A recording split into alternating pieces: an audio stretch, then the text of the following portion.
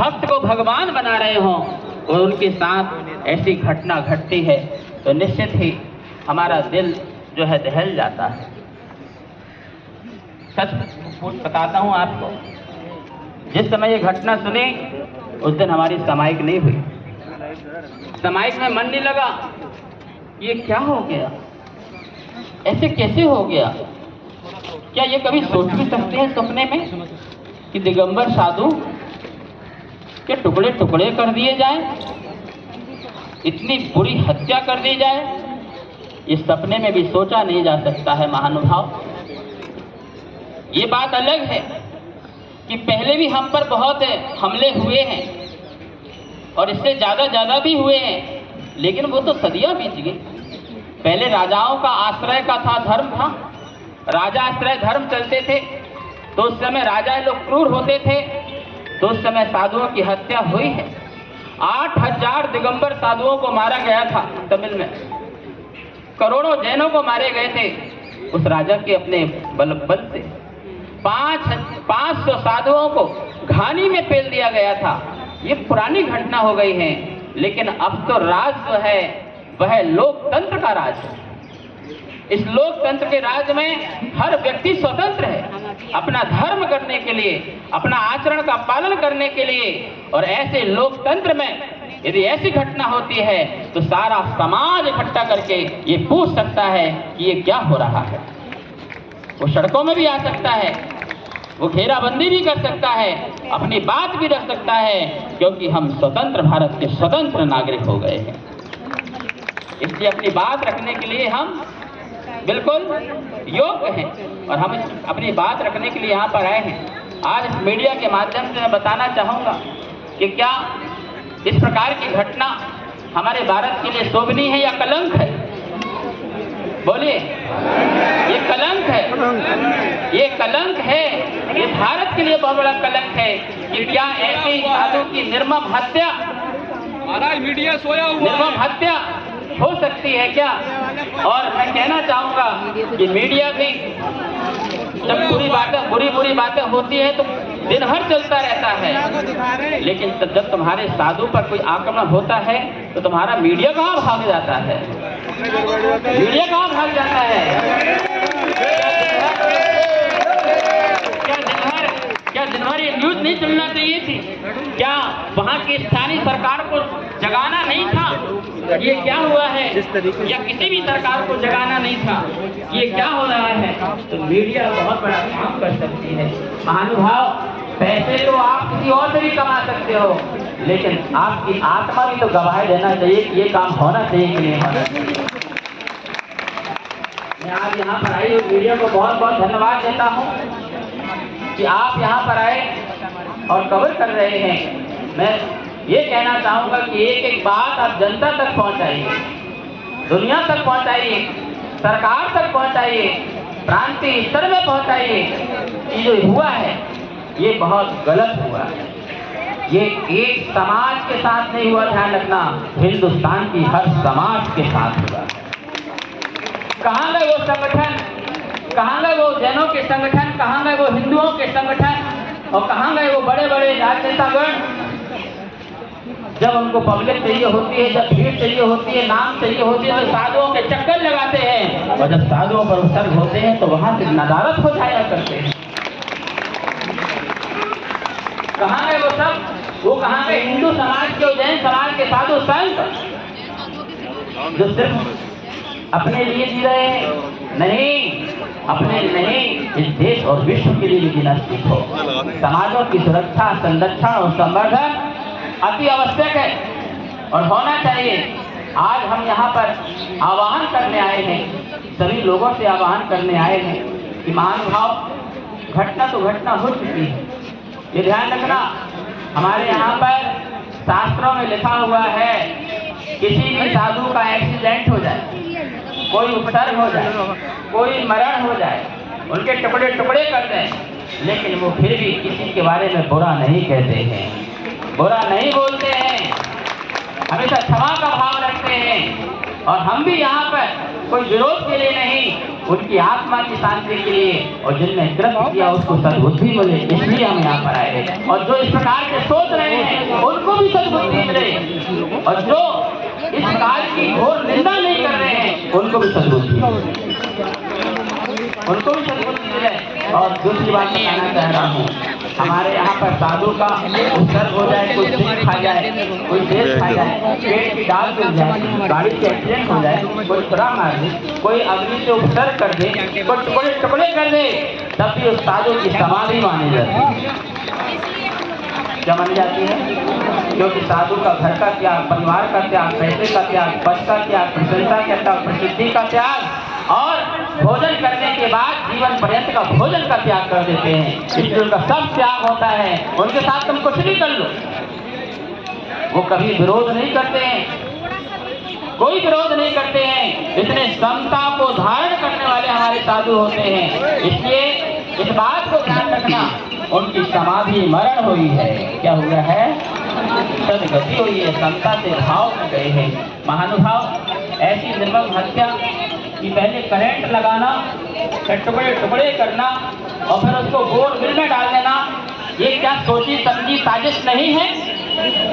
सोची समझी साजिश नहीं है कि आदमी अचानक ही कर देगा, अचानक टुकड़े कर देगा, गोल में डाल देगा।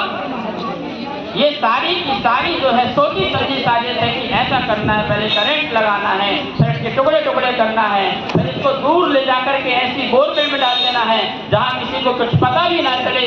ये सब क्या है? मैं पूछना चाहता हूँ वहाँ की सरकार से कि क्या ऐसे आपके राज्य में ऐसा भी कार्य होता है? और पूछना चाहता हूँ अपनी सरकार से, हिंदुस्तान की सरकार से, तो क्या अब साधु संतों को भी गनमैन लेके चलना पड़ेगा? क्या समाज को अब साधुओं के साथ गनमैन रखना पड़ेगा सुरक्षा के लिए? जो चीटी की सुरक्षा करने के लिए तैयार है, क्या वो अपनी सुरक्षा के लिए गनमैन रख के चलेंगे क्या अब इस देश में? जैसा इस दिन ऐसा आएगा तो निश्चित ही ये भारत के लिए बहुत कलंक की बात होगी, बहुत कलंक की बात होगी। यहाँ तो भारत हमारा ऐसा होना चाहिए कि मुनिराज अकेले भी पूरे हिंदुस्तान में घूम जाएं तो कोई बाल भी बाका करने वाला नहीं हो। जैसे पहले स्वतंत्रता थी, लोग साधु जंगल से आते थे, जंगल से चले जाते थे, शहरों में आते थे, शहरों से अकेले चले जाते थे, अकेले आते थे, अकेले चले जाते थे। ऐसा ही हमारा ये हिंदुस्तान होना चाहिए। भारत के किसी भी स्थान पर, चाहे दिगंबर चाहे हिंदू कोई संत हो, आ सकते हैं और जा सकते हैं। इतिहास उठाइए, दिल्ली में अशोक का शिलालेख है, अशोक का शिलालेख है, उसमें लिखा हुआ है, क्या लिखा हुआ है? क्या लिखा हुआ है? भैया मीडिया प्रणाली वाले की थोड़ी चाहिए, आप अपना प्रचार बाद में कर लेना। आप किसके लिए आए हुए हो भाई? है? सुनिए क्या लिखा है शिलालेख में। अशोक ने अध्यादेश जारी किया है, सम्राट अशोक ने अध्यादेश जारी किया है। क्या जारी किया है? दिगंबर संत पूरे भारतवर्ष में विचरण करें और वहाँ की सरकार, वहाँ की जो भी है, उनकी सुरक्षा के लिए तैयार रहे, ऐसा शिलालेख में लिखा हुआ है। सम्राट अशोक के समय में, चंद्रगुप्त के समय में साधु संतों को पूरे भारत में विचरण करने की स्वतंत्रता, और वहाँ की जो सरकार हो, वहाँ के जो भी डिपार्टमेंट हो, वो उनके साथ सुरक्षा दे, उनको स्थान दे, आगवानी करे, स्वागत करे, और ऐसे ही अन्य साधुओं के साथ करे, ऐसा लिखा हुआ है। दिल्ली में है, बहुत बड़ा शिलालेख, जाइए नेशनल म्यूजियम में पढ़िए, वहाँ पर ऊपर के जीना लगा के जाइए, 18वीं 9वीं लाइन में जाके पढ़िए, वहाँ पर जाकर के क्या लिखा है उस शिलालेख में।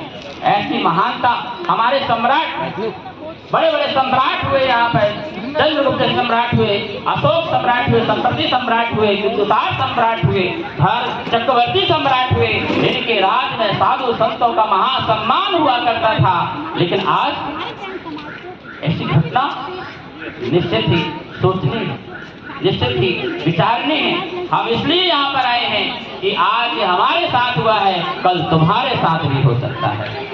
ये ना हो, ये घटना दोबारा दोहराई ना जाए, ये घटना कभी किसी प्रकार से हो ना, तो संज्ञान में देना चाहता हूँ सरकार को, सभी प्रांतीय सरकारों को भी, कि वो अपने यहाँ पर धर्मनिरपेक्ष हमारा ये भारत है, हर स्वतंत्र धर्म अपना कर सकता है, उनकी स्वतंत्रता को न छीना जाए और उनका सहयोग दिया जाए। क्या दिया जाए? सहयोग दिया जाए। क्यों? क्योंकि ये हिंदुस्तान की महाधरोहर है। क्या है ये संस्कृति की महाधरोहर है, और धरोहर और विरासत है। और धरोहर और विरासत को कैसे संजोया जाता है, कैसे संभाला जाता है? देखो, तुम्हें अंग्रेज सिखा गए कि धरोहर को कैसे संभाला जाता है, पुरातत्व की स्थापना करके चले गए और तुम्हारे धरोहर को संभाल के गए हैं, लेकिन हिंदुस्तान का आदमी ये नहीं सोच सका कि अपनी धरोहर और विरासत को कैसे संभालना है, कैसे संभालना है। आवश्यकता है हमें इस बात की कि यह जो कृत्य हुआ है इसकी हम घोर निंदा करते हैं। करते नहीं करते हैं? हम घोर निंदा करते हैं। और हम चाहते हैं हम कोई डिमांड के लिए नहीं आए, कोई मांग के लिए नहीं आए। एक घटना घटी, अपनी लिस्ट बनाना प्रारंभ कर दिया, हमें ये चाहिए, हमें वो चाहिए, हमें वो चाहिए। सुनो, तुम्हारे जैन मंदिर किसके हैं? हमारे। बोलो, तुम्हारे जैन शास्त्र किसके हैं? हमारे। तुम्हारे जैन गुरु किसके हैं? हमारे। अच्छा कौन करेगा? हम करेंगे करवाने के लिए। तुम सक्षम नहीं हो क्या? अरे तुम तो इससे सक्षम हो कि सारा विश्व चला सकते हो। जो 24% टैक्स देता है, जो 24% टैक्स देता है, तो वो 100% टैक्स देकर के सारे विश्व को चला सकता है। तो क्या तुम्हें किसी की डिमांड की जरूरत है?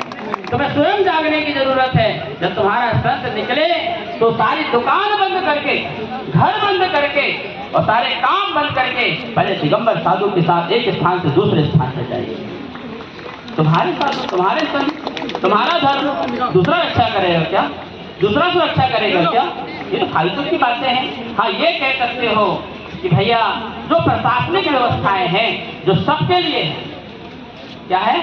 सबके लिए है। एक साधु के साथ जेट सुविधा दे दी, एक साधु के साथ दूसरी सुविधा दे दी, क्या दूसरा साधु पागल है क्या? वो पागल है क्या? आप सबके साथ जेट सुविधा दो, सारी समाज के साथ दो, सबके साथ एक साथ काम करो। हम ये कहना चाहते हैं सबकी व्यवस्था दी जाए, समाज की। और आपका भी कर्तव्य होता है, कभी साधु संत आपके नगर में आए तो आप पुलिस थाना में जाकर के बताइए कि हमारे यहाँ दिगंबर साधु संत आए हैं। जब तक रहेंगे तब तक आपकी व्यवस्था है, और कोई असामाजिक तत्व कोई गलत काम करता है तो आपकी कमी है। एक साधु हिंदुस्तान से जाता है, वो आप पुलिस बताइए, वो आपका काम करेंगे, वो आपकी पब्लिक के लिए बैठे हुए हैं, पर आप जागते नहीं हो। आपका लेटर पैड नहीं फटता है, आपका पेन नहीं फटता है, आपको घर से नहीं निकला जाता है, आप मीटिंग से ही फुर्सत नहीं है, लड़ने झगड़ने से फुर्सत नहीं है। आप जाइए ना सरकार के पास, जाइए ना उसके पास, और वो ना जाए तो बोलो। मैं तो जहाँ भी जाता हूँ पुलिस मेरे साथ चलती है, क्योंकि उनको बताते हैं कि महाराज जी यहाँ से जाएंगे, वहाँ से जाएंगे, और वो पूरी सुरक्षा देते हैं। आपको भी सुरक्षा देंगे। आपको जागना है, आपका धर्म है, आपके गुरु है, आपको जागना है। और साथ साथ हम सरकार को भी जगाएंगे, सरकार को भी जगाएंगे। महानुभाव, मैं तो इसलिए आया हूँ आपकी भक्ति और श्रद्धा को देखते हुए। यहाँ पर जितने लोग हैं ये 1-1 लाख लोगों की मौजूदगी के लिए, उपस्थिति के लिए यहाँ पर बैठे हैं। जैनों को कम ना आकर जाए, ये ध्यान रखना, जैनों को कम ना आकर जाए। सरकार 45 लाख बोलती है, हम समाज कहते हैं 2.5-3 करोड़ से कम जैन नहीं है हमारे। और हमारे गजराज जी कह रहे हैं 4 करोड़ से ज्यादा हमारे जैन समाज है। भारतवर्ष दिगंबर जैन महासभा के अध्यक्ष श्री गजराज जैन जो मेरे पास आए, रोने लगे, महाराज जी बड़ी पीड़ा हो रही है, ये क्या हो गया है? हमने अपनी पीड़ा को जंतर मंत्र में बताओ कि हमें क्या हो रहा है।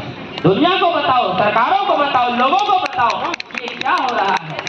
महानुभाव, मैं तुमसे एक बात कहना चाहता हूँ, यदि जैन 4 करोड़ हैं तो एक जैन के पीछे उनकी सेवा, उनके साथ उनके वर्कर, उनके साथ काम करने वाले, उनके साथ अन्य इतर लोग 1-1 हजार उनके साथ लोग हैं। सुन लो, 4 करोड़ में 1 गुणा कर लो, कितने साथ में है? बोलो कितना हो गया? फटाफट दुनिया है।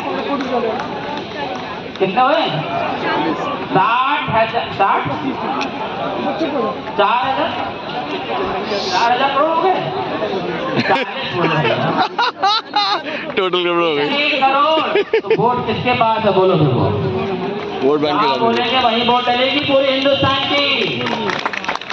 इन्हें कम मत आंकना, इन्हें छोटा मत आंकना। ये जहाँ बोलेंगे तो ना, तुम्हारी फैक्ट्री में 100 लोग काम करते हैं, तुम उन्हें कितना प्यार से पालते हो, उनके बच्चों की शादी भी कराते हो, उनका घर भी बनाते हो, उनका मकान भी बनाते हो, और तुम कहोगे बेटा इस बार वोट यहाँ डलना है, सुनो वो भगवान की नहीं सुनेगा पर तुम्हारी सुनेगा कि तुम्हारी रोटी खा रहा है। ऐसे भी जैन है जिनके यहाँ 1-1 लाख लोग काम करते हैं, 1-1 लाख लोग काम करते हैं। पवन जी, 1-1 लाख लोग काम करते हैं। इतनी बड़ी बड़ी फैक्ट्रियां लगी हुई हैं हिंदुस्तान में, बड़े से बड़े जितनी बड़ी बड़ी फैक्ट्रियां हैं, जितने लोग हैं, उनके पीछे 1-1 लाख लोग काम कर रहे हैं। सुनो, वो जो कहेगा ना वो होगा। क्या होगा? सूरत में एक हमारे जैन साहब हैं जिनका हीरा व्यापारी हैं, 6,000 लोग काम करते हैं। कितने? 6,000 लोग काम करते हैं, और हर साल दिवाली में क्या उपहार देते हैं? एक बार देंगे तो स्कूटर देंगे, एक बार देंगे तो 4 व्हीलर देंगे, और अब की बार सबको मकान दिया है। एक फ्लैट सबको दिया है। और ये भी सुनो, उनकी फ्लैट में जाना तो किसी भगवान की नहीं, उस सेठ की मूर्ति मिलेगी, तुमको फोटो मिलेगी, भगवान की नहीं मिलेगी। पूछा क्यों भाई, भगवान की फोटो लगाओ? अरे वो भगवान तो क्या देगा, हमारा भगवान तो ये जैन साहब है, यही सबको देने वाला है। आप समझ रहे हैं मेरी बात को? गर्व से कहो हम जैन हैं, और गर्व से कहो हम अहिंसक हैं, गर्व से कहो हम सत्यवादी हैं, और गर्व से कहो कि हम पूरा विश्व चलाने वाले हैं। समझ में आया ना आपको? तो अपने आप को कम मत आंकना, और हमें कोई कम मत आके, हमें कोई कम ना आके।